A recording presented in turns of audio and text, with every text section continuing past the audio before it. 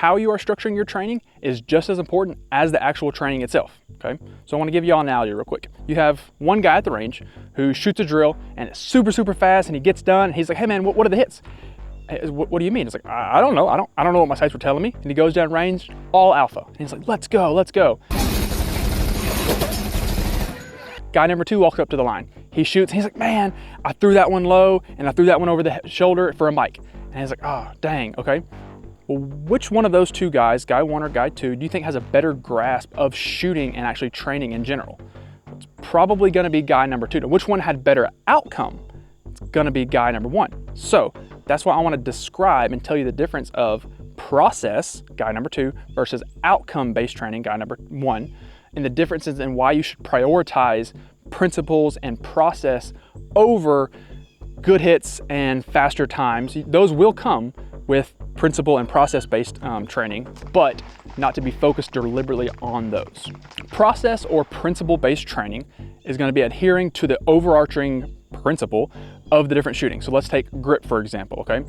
Grip is I want the gun to return naturally as much as possible and as soon to the original aiming point as quick as possible, okay?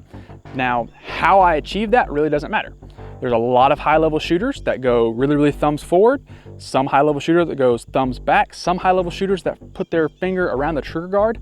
There's a million different ways you can do it, but I guarantee you all of their grips are allowing them to have their sights return back on target as soon as possible without adding any additional input to the gun. Just the natural pressures and placement of their hands brings the sights right back on target.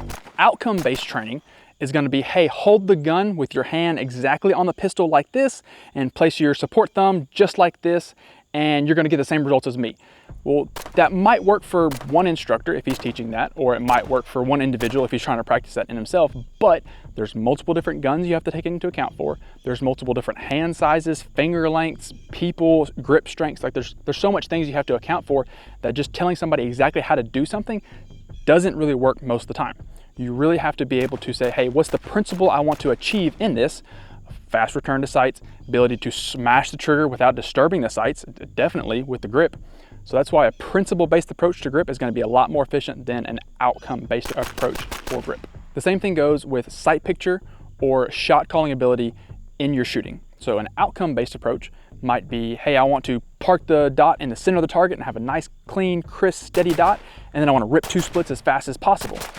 Now, if I do that, that's going to be incredibly inefficient and probably slow, and I'm not going to be able to guarantee good hits downrange because if I do that for every single target, no matter the difficulty, no matter the distance, the presentation of alpha, whatever it is, I'm not going to be able to guarantee good hits for sure. And I'm also probably not going to be able to guarantee where the first or second shot is going. Versus a process-based approach is going to look a lot more like, hey, I'm going to have the acceptable level of sight picture, meaning if it needs a stopped and steady dot, I'm going to give that to. If I just need a flash or I just need an index or just, hey, the gun is over there, that's when I'm going to do it. So that's going to lead itself to having a lot more efficient transitions, a lot more efficient shot calling ability, and the ability to actually read the sights in recoil to see where the shots are landing, so to know if it's either a good shot or I immediately need a makeup shot. And lastly is going to be stance. Now, stance does matter slightly with a pistol. It probably matters more with a rifle because you're more connected to it. However, we still want to adhere to the principle of having an athletic stance. So what does that mean? That means I'm probably going to be a little bit lower. That does not mean you have to go in like a full squat mode, whatever it is. I'm just not going to be standing on my tiptoes. I want to have my knees slightly bent so that I'm able to, one, embrace the recoil of the gun, because there is going to be some movement, and having the ability to move in either a known or unknown direction.